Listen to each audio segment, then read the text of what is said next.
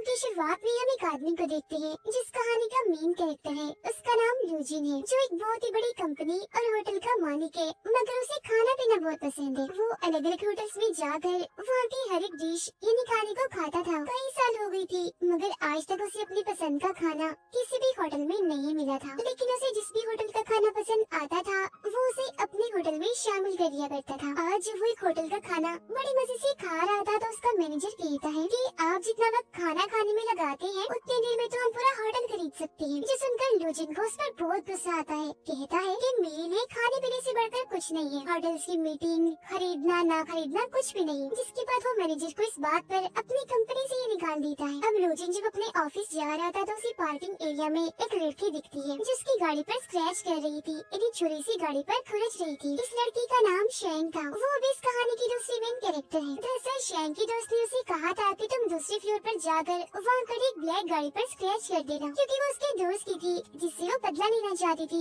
उसने उसे धोखा दिया था। लेकिन अब जब शैंग को लूजिन से पता चलता है कि वो दूसरे नहीं बल्कि तीसरे फ्लोर पर है और ये गाड़ी वो नहीं है जिस पर वो स्क्रैच करने आई है, बल्कि लूजिन की है, तो उसे बहुत बुरा लगता है। इसीलिए वो उससे माफी मांगती है और कहती है, जरा रुकिए एक मिनट, मैं इसे ठीक कर सकती हूँ। अब वो स्क्रैचेस को तो ठीक नहीं करती, बल्कि और स्क्रैच करके वहाँ एक दिल बना देती है ताकि उसका मूड अच्छा हो जाए। मगर ये देखकर तो लूजिन को और गुस्सा आ जाता है, इसीलिए वो यहाँ से चला जाता है। शैंग अपने दोस्त और अपने डॉग के साथ किराए के घर पर रहती है। वो एक काफी बड़े होटल में शेफ थी, मतलब कि वहाँ खाने बनाया करती थी, मगर उसकी डिशेस उसके खाने किसी को भी पसंद नहीं थे, क्योंकि वो हमेशा पुराने और आम खाने ही बनाया करती थी। शैंग अपने होटल की मैनेजर को पसंद करती थी। मैनेजर भी उसे ऐसा दिखावा करता है जिसे वो भी उससे प्यार करता है। और आज जब शैंग उसे कहती है कि हमें अपनी बात को आगे ले चलना चाहिए, यानी शादी कर लेनी चाहिए, तो मैनेजर इसके लिए साफ साफ मना कर देता है और कहता है कि मुझे तुम जैसी सूखी कमजोर लड़कियां नहीं पसंद, मुझे अच्छी सेहत वाली लड़कियां पसंद है। तो सॉरी, मैं तुमसे शादी नहीं कर सकता। जो सुनकर शैंग का दिल एकदम टूट जाता है। इसके बाद लूजिन उसी होटल में आता है जहाँ की शेफ शैंग थी। अब होटल के वर्कर्स को पता था कि लूजिन एक बहुत ही बड़ी कंपनी और होटल का मालिक है, और अगर उसे यहाँ का माहौल और खाना पसंद आ गया, तो वो इस होटल को भी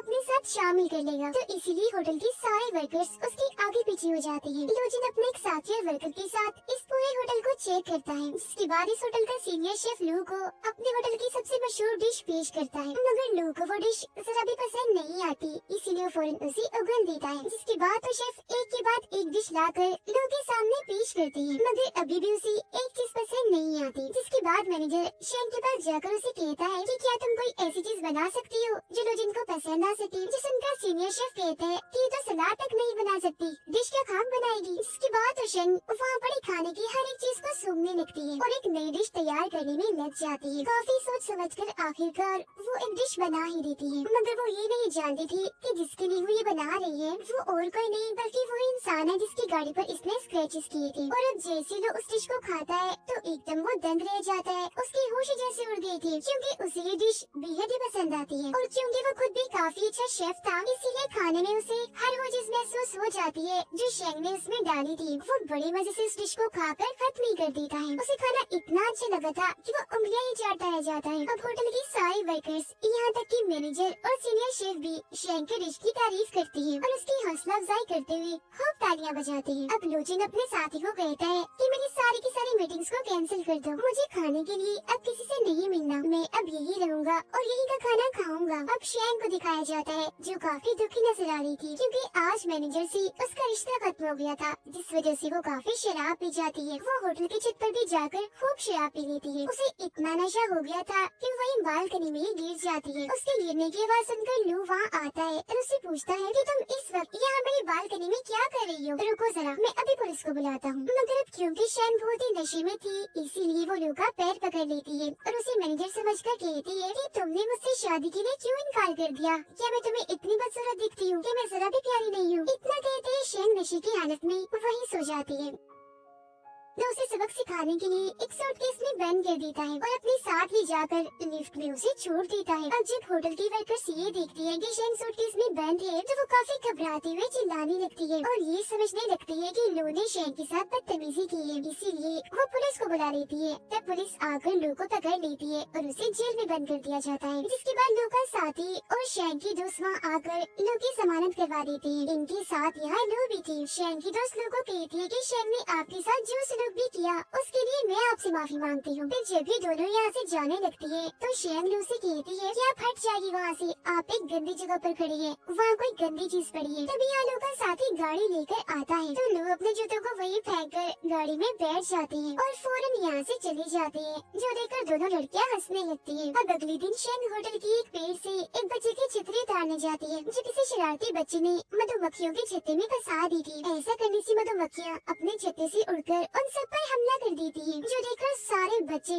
और शेंग वहाँ से भाग जाते हैं। मगर वो सारी मक्खियाँ लू को काट लेती है, क्योंकि ठीक इसी वक्त पर वो भी यहाँ से गुजर रही थी। मक्खियों ने उन्हें काट कर उनका पूरा चेहरा ही सुझा दिया था। इसीलिए शेंग वहाँ आकर एक बार फिर से उनसे माफी मांगती है, जिस पर लू अपने साथी को कहता है कि इसे फौरन एक घड़ी बांध दो, क्योंकि जब जब ये मेरे आसपास होती है तो कोई ना कोई मुसीबत आ जाती है या ये खुद ही मेरे लिए खतरा बन जाती है। और अब अगर अगली बार ये मेरे करीब आएगी तो अलार्म बज जाएगा, जिससे मैं चौकन्ना हो जाऊंगा और इससे कहीं दूर चला जाऊंगा। लेकिन अभी भी लू ये नहीं जानता था कि वो जिसके खानों का दीवाना है वो और कोई नहीं बल्कि शेंग ही है। वो इसके लिए मनपसंद खाने बनाती है। यहाँ तक कि शेंग को भी ये बात पता नहीं थी कि उसके डिशेस का जो सबसे बड़ा दीवाना है वो और कोई नहीं बल्कि लू ही है। लू क्योंकि होटल में ही रह रहा था, इसीलिए वो थोड़ी थोड़ी देर के बाद कोई ना कोई डिश बनाने को कहता था, जिसे शेंग बना बना कर उसके लिए बेचती थी। वो एक के बाद एक नई डिश को बनाकर बड़े अच्छे तरीके से लू के पास भिजवा दिया करती थी, जिन्हें लू बड़े मजे से बड़े चाव से खाया करती थी। अब इसी रात शेंग के पास होटल का मैनेजर आकर उसे कहता है कि अब मुझे मोटी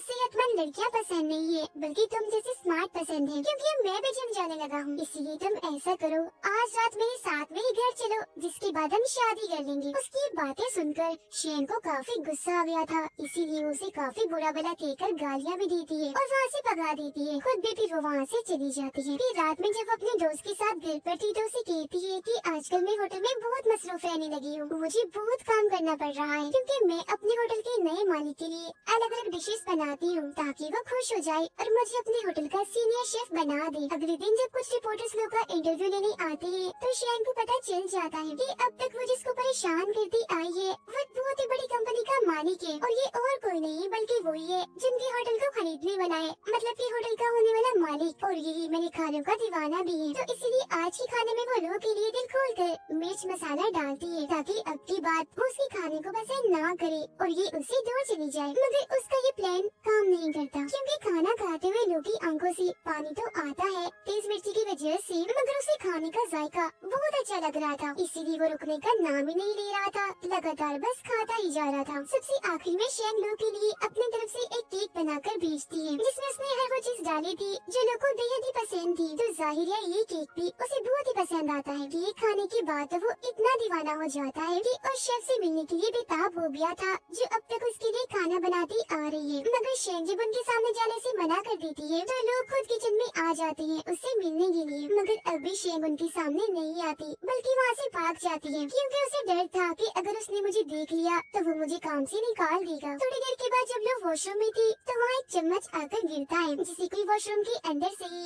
नीचे से हाथ डालकर दोबारा उठा लेता है, जो देखकर लू को लगता है कि जरूर यहाँ कोई चोर है, इसीलिए वो वॉशरूम के दरवाजे को लॉक करके वहीं छुप जाते हैं।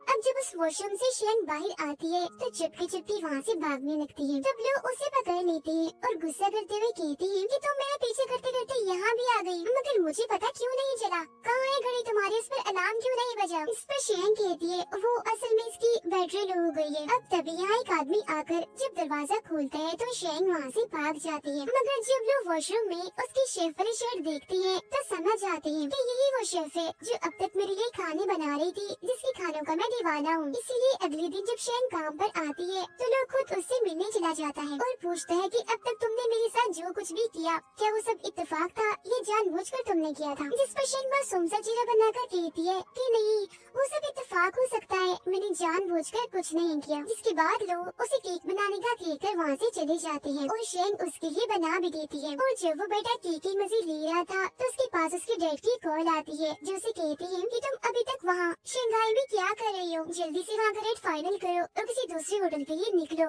वहाँ पर मत बैठ जाओ। अपने डेट की ये बात सुनकर लू काफी उदास हो जाता है क्योंकि उसे सिर्फ शेंग के हाथ का ही खाना खाने में बहुत मजा आ रहा था। अगले दिन जब वो कॉल करके शेंग को खाना बनाने के लिए कहता है तो उसे पता चलता है कि आज शेंग नहीं आई, उधर छुट्टी पर है, इसीलिए वो खाने पीने का सारा सामान लेकर शेंग के घर पहुँच जाता है। वो जब बेल बजाता है तो शेंग बाहर आती है जो उसे घर के अंदर ले जाती है। अंदर आकर वो ये देखकर काफी हैरान रह जाता है कि शेंग ने अपने घर का हाल बहुत ही बुरा बनाया हुआ है क्योंकि घर का सारा सामान इधर उधर बिखरा पड़ा है। उसे वहाँ शेंग का डॉग भी दिखता है। वो फिर खुद ही सोफे पर रखे कपड़े हटाकर बैठ जाता है। वो टेबल पर बहुत सारी किताबें रख लेता है ताकि खाना वो बड़े आराम से खा सके। लू ने शेंग को लॉबस्टर यानी समुद्री झींगा लाकर दिया था पकाने के लिए, जिसके बाद शेंग अपने पूरे दिल से डिश को तैयार करके लू को देती है और जैसे उसके साथ खाना खाने के लिए बैठती है तो लू कहता है, ओह सॉरी, वो दरअसल खाना मैं अकेला खाता हूँ, मुझे किसी के साथ बैठकर खाना खाने की आदत नहीं है, तो तुम ऐसा करो कहीं और जाकर खा लो। जो सुनकर शेंग को अजीब तो लगता है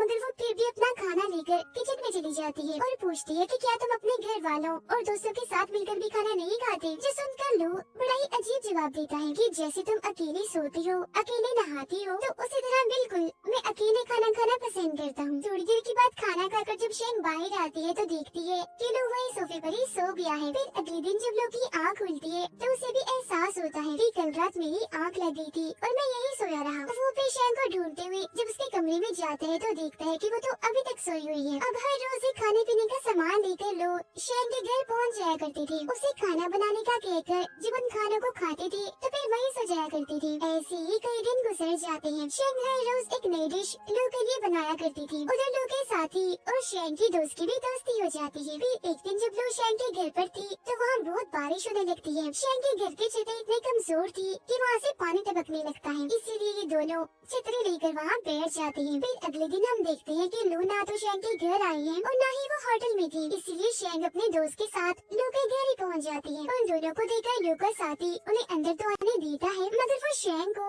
लू से मिलने से मना कर रहा था, इसीलिए वो जबरदस्ती भागकर खुद ही लू के पास आ जाती है। वो वहाँ एक लड़की को देखती है जो लू को खाना पेश कर रही थी। उसे देखकर वो लू से पूछती है कि ये कौन है जो मेरे होते हुए आपको खाना दे रही है, जिस पर लू उसे बताते हैं कि ये मेरे घर की शेफ है। वो शेफ भी फिर शेंग को बताती है कि मैं पिछले 7 सालों से इनके लिए खाना बनाती आ रही हूँ। अब लू भी शेंग को ये कहती है कि क्योंकि ये छुट्टी पर थी इसीलिए आया था मैं तुम्हारे पास खाना खाने। ये बात सुनकर शेंग को काफी बुरा भी लगता है, साथ ही उसे काफी गुस्सा भी आ रहा था, तो फौरन वहाँ से चली जाती है। फिर अगले दिन शेंग जब होटल में काम कर रही थी तो लू की शेफ वहाँ आकर उससे पूछती है कि तुम ये काम कब से कर रही हो, जिस पर शेंग बताती है कि मैं तो ये काम 5 साल से कर रही हूँ। वो शेफ कहती है फिर तो तुम अभी मेरे सामने छोटी ही हो, मतलब इतनी माहिर नहीं हो जितनी मैं हूँ, अनाड़ी कह सकते हैं, मगर क्योंकि लोगों को तुम्हारे हाथ का खाना भी पसंद है तो तुम्हें मेरे साथ काम करना चाहिए। हफ्ते में 5 दिन मैं और हफ्ते के आखिर में 2 दिन तुम उनके लिए खाना बनाओगी। वो शेंग को एक लिस्ट बनाकर देती है, यानी कि तुम्हें लोगों को क्या क्या खिलाना है, जिसके बाद वो यहाँ से चली जाती है। मगर उसकी बातों से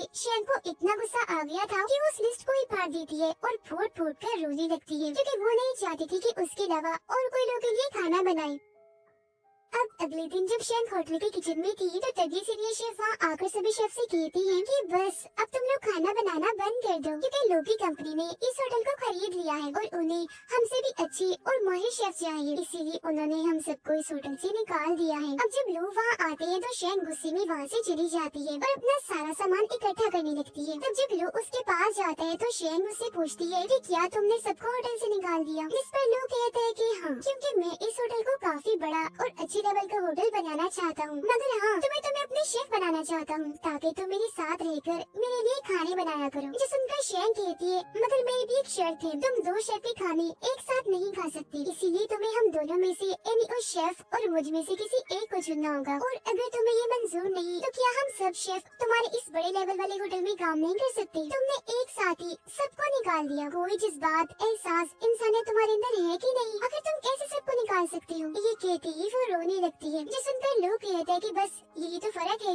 मैं तुम्हारी तरह नहीं सोचता, मेरा काम है लोगों को निकाल कर उनकी जगह और अच्छे लोग लाना। मैं ऐसे बेकार में लोगों को अपने पास रखकर अपना नुकसान नहीं करवा सकता। जो सुनकर शेंग भी कह देती है, तो ठीक है फिर मैं भी तुम जैसे खुदगर्ज और ऐसे इंसान के लिए काम नहीं कर सकती जिसके अंदर कोई इंसानियत, एहसास नाम की चीज न हो, और इंसान को सिर्फ जज्बात इंसान बनाते हैं। तुम्हारे अंदर जज्बात नहीं तो तुम इंसान तो कहला ही नहीं सकती, तुम तो एक जानवर हुई। इतना बोलकर वो वहाँ से चली जाती है। और अब क्योंकि वो बेरोजगार थी इसीलिए वो दुखी रहने लगती है। उधर लो से भी नहीं रहा जा रहा था, उसे बार बार शेंग की याद सता रही थी, जिसके बाद लो शेंघाई को छोड़कर यूके के लिए निकल जाती है। और जब ये बात शेंग को पता चलती है तो अपने दोस्त के सामने बहुत रोती है और कहती है कि मुझे अफसोस हो रहा है, लो के साथ मैंने बहुत बदतमीजी की है। वो मुझे बहुत पसंद थे, उनके लिए खाना बनाना भी मुझे बहुत अच्छा लगता था। काश कि मैं उन्हें बता सकती कि शायद मैं उनसे प्यार करती हूँ, वो मुझे अच्छे लगते हैं। बार बार वो मेरे जहन में आ रही है, उनके बारे में सोच सोच कर तो मैं पागल हो रही हूँ। जब वो लंदन पहुँचती है तो उनके शेफ उनके लिए खाना लाती है, मगर हमेशा की तरह टूट पड़ने की बजाय वो आराम से बैठी रहती है, खाना नहीं खा रहे थे